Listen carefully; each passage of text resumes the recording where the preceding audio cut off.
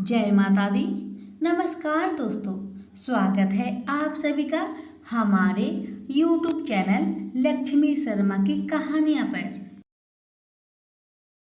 ओम नमः भगवते वासुदेवाय। प्रिय भक्तजनों, पिछले अध्याय में आप सभी ने सुना था कार्तिक मास कथा अध्याय 27 से लेकर 31 तक, और आज आप सभी सुनेंगे कार्तिक मास कथा अध्याय 32 से लेकर 35वां अध्याय तक, यानी कि संपूर्ण अध्याय तक। 32वां अध्याय। भगवान श्री कृष्ण ने कहा, प्रेतपति यमराज की आज्ञा से धनेश्वर को नरकों के पास ले गया और उसे दिखाता हुआ कहने लगा, हे धनेश्वर, इस भयंकर नरक को देखो, जिनमें पापियों को यम के दूत सदा ही दुख देते रहते हैं। यह देखो, यह तप्त बाचुक नामक नरक है, जिसमें देह जलने के कारण पापी विलाप कर रहे हैं। भोजन के समय जो प्राणी भूखों को भोजन नहीं देते, वह बार बार इस नरक में डाले जाते हैं। वह मनुष्य जो गुरु, ब्राह्मण, गौ, वेद और राजा इनको लात मारते हैं, वह भयंकर नरक अतिशय पापों के करने पर मिलते हैं। अब देखो, यह दूसरा अंधता मिश्र नामक नरक है। हे ब्राह्मण, सुई की भांति मुख वाले तमोद नामक कीड़े इन पापियों को काट रहे हैं। इस नरक में दूसरों का दिल दुखाने वाले पापी को गिराया जाता है।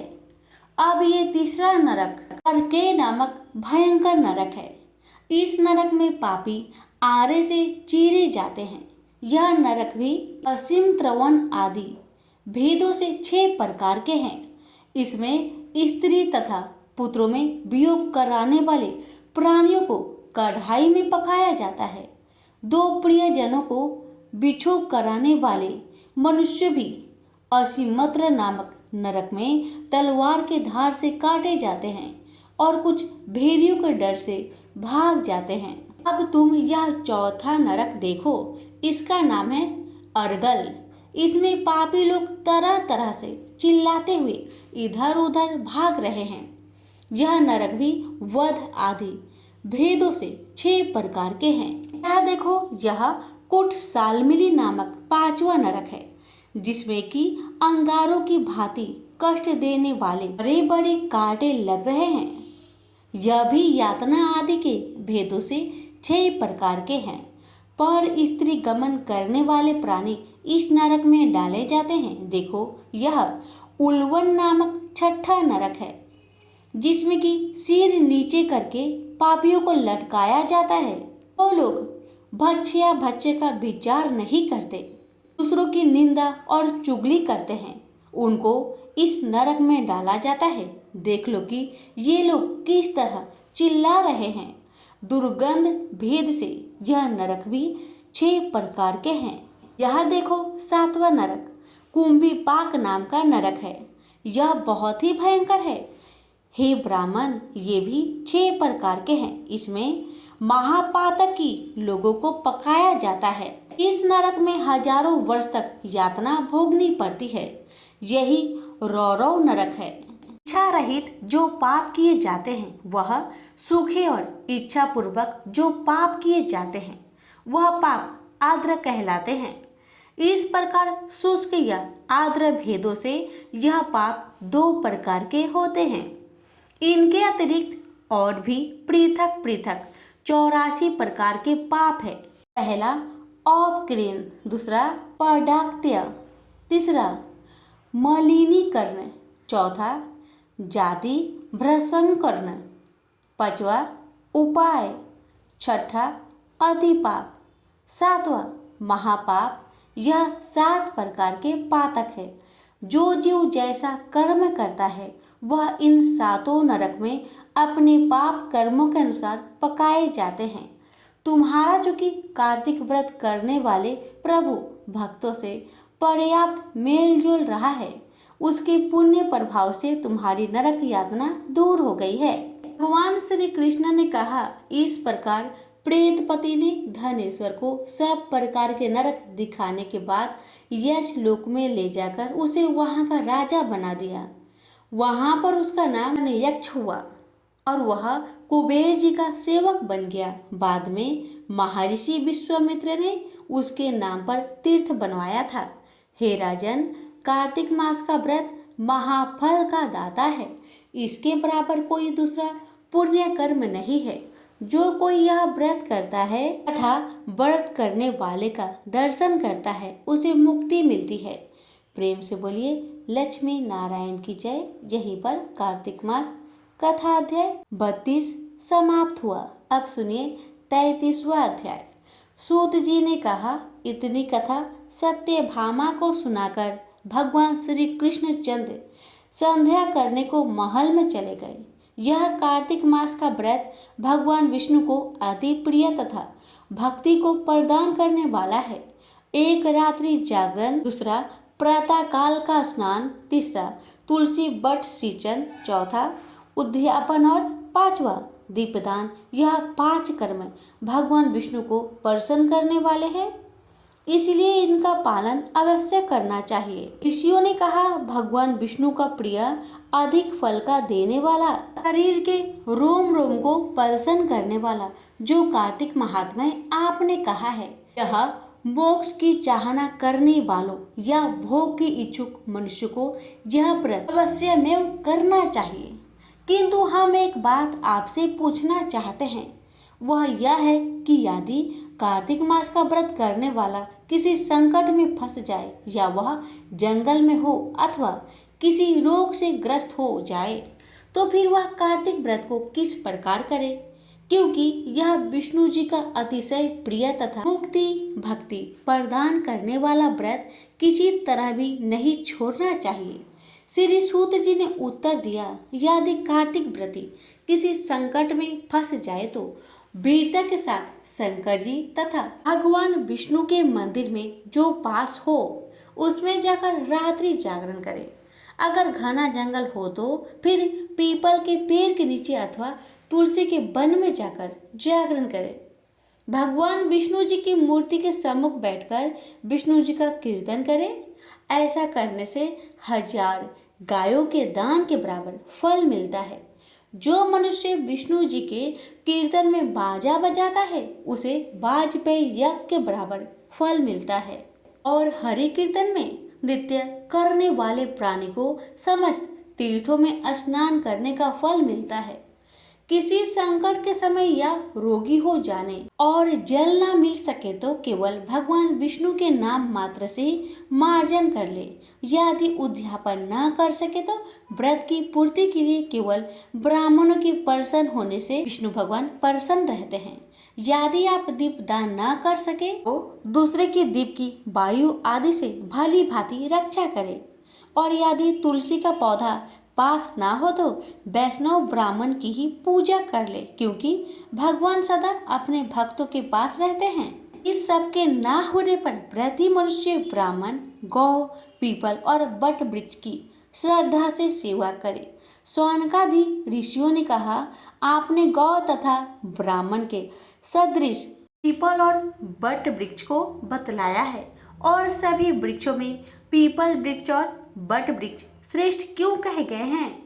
श्री सूत जी ने कहा, पीपल का पेड़ साक्षात विष्णु भगवान है और पालस का पेड़ साक्षात ब्रह्मा है।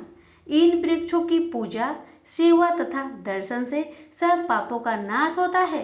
ऋषियों ने कहा, हे प्रभु, हम लोगों को इसमें शंका है कि ब्रह्मा, विष्णु और शंकर वृक्ष रूप क्यों हुए? आप कृपा करके हमें बतलाइए। श्री सूत जी ने कहा, प्राचीन काल में भगवान शंकर और पार्वती जी विहार कर रहे थे। उस समय उनके विहार में विघ्न डालने के विचार से ब्राह्मण का रूप धारण करके अग्निदेव वहां पर गए। विहार के आनंद के भस्मीभूत हो जाने के कारण क्रोध में भरकर श्री पार्वती जी ने समस्त देवताओं को श्राप दे डाला। पार्वती जी बोली, हे देवताओं, विषय सुख को कीट पतंगे भी जानते हैं। आप लोगों ने देवता होकर भी उसमें विघ्न डाला है, इसलिए आप सब लोग वृक्ष हो जाओ।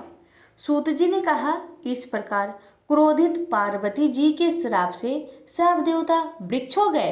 इसी कारण भगवान विष्णु तथा शंकर जी दोनों पीपल और बट वृक्ष हो गए। इसी कारण भगवान विष्णु का शनिदेव के साथ योग होने के कारण केवल शनिवार को ही पीपल का स्पर्श करना चाहिए, अन्य किसी दिन नहीं। प्रेम से बोलिए लक्ष्मी नारायण की जय, उमापति शंकर भगवान की जय।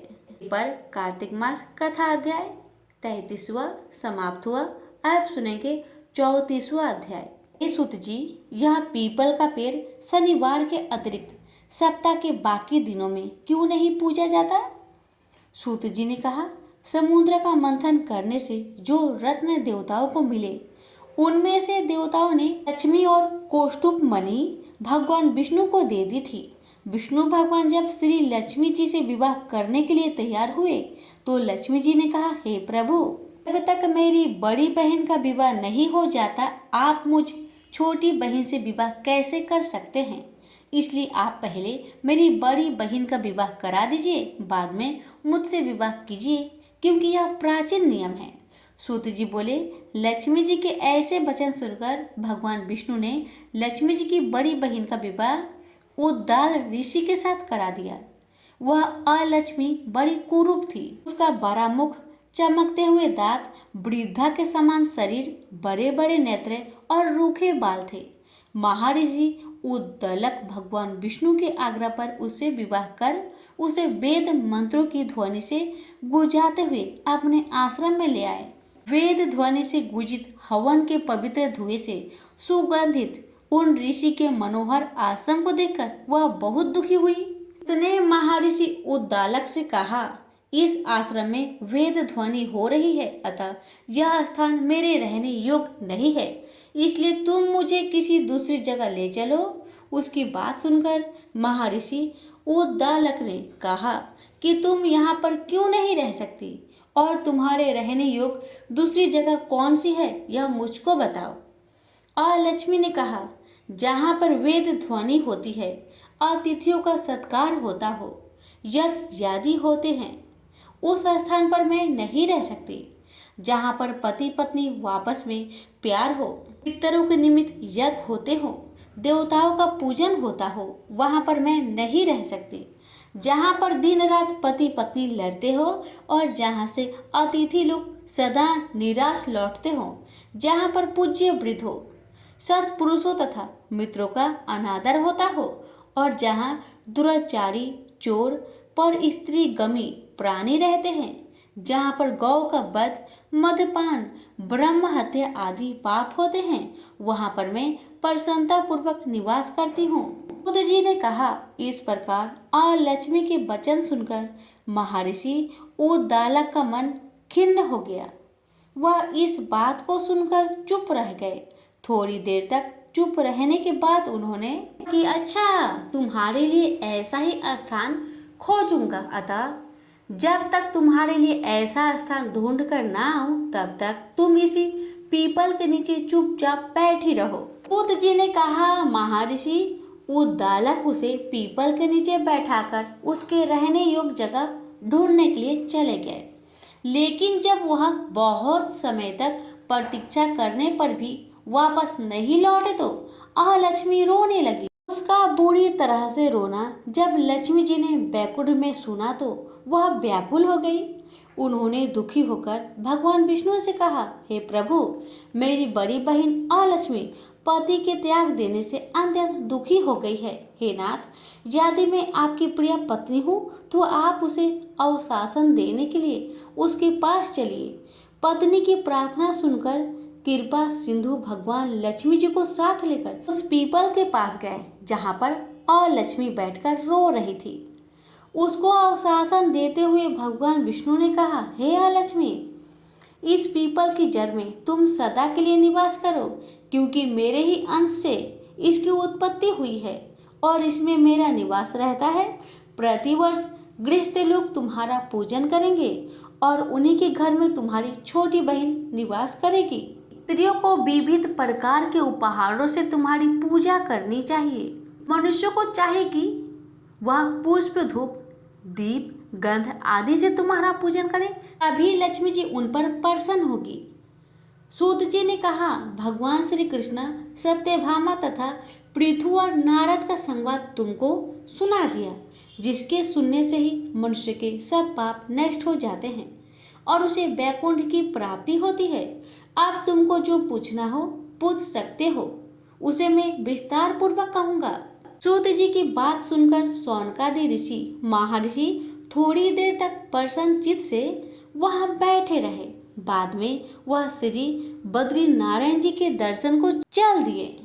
जो प्राणी इस कथा को सुनता है और दूसरों को सुनाता है, वह इस संसार के संपूर्ण सुखों को प्राप्त करता है। हमसे बोलिए लक्ष्मी नारायण की जय। यहीं पर कार्तिक मास कथा अध्याय 34वां समाप्त हुआ। आप सुनेंगे कार्तिक मास की अंतिम अध्याय यानी कि 35वां अध्याय। इतनी कथा सुनकर ऋषिवर कहने लगे कि हे सूत जी, अब हम आपसे तुलसी के विवाह की विधि पूछना चाहते हैं, तो कृपा करके वर्णन कीजिए। ऋषि वरों की यह वाक्य सुनकर आनंद में मग्न हुए श्री सूत जी कहने लगे, हे मुनीश्वरों, अब मैं आपके सामने तुलसी जी के विवाह की विधि का वर्णन करता हूँ, इसलिए आप सावधान होकर सुनने का कष्ट करें। जब सूर्य उत्तरायण हो, गुरु शुक्र का उदय हो, विवाह के नक्षत्र हो और विशेषकर पूर्णिमा हो अथवा कार्तिक का महीना व भीष्म पंचक हो, तब तुलसी वन में व अपने घर में सुंदर मंडप और उत्तम हवन कुंड से सहित मनोहर वेदी का रचना करता हुआ दिवज ब्राह्मण को जो विद्वान और राग देश आदि से रहित हो, उन्हें निमंत्रित करे और गृह यज्ञ आरंभ करता हुआ मातृकाओं की पूजा करे। हे मुनीश्वरों, दिवजों के उपस्थित हो जाने पर पहले नंदीमुख श्राद्ध करे, तत्पश्चात भगवान के सालग्राम बनाकर उनका विधि विधान से पूजा सामग्री से पूजा करके बांदी की तुलसी को उनको समर्पण करे। इस प्रकार विवाह विधि से तुलसी जी का पानी ग्रहण करने के बाद विधि पूर्वक होम करे। इसके बाद सपत्नीक यजमान, भाई बंधु और सेवकों के साथ चारों रीतिवजों के सहित विष्णु भगवान की प्रेम प्रदक्षिणा करता हुआ शांति पाठ और मंगल गान के साथ साथ बाजे आदि भी बजवाने चाहिए। हे मुनीश्वरों, ऐसा हो जाने के बाद यजमान को गौदान और सैया का दान करना चाहिए। रीतिवजों को दक्षिणा देकर ब्रीप भोज और जाति भोज करना चाहिए।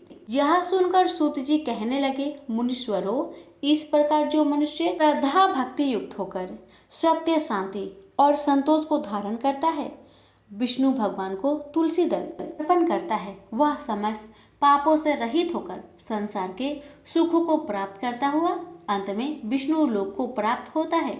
इसमें कुछ भी संचय नहीं है।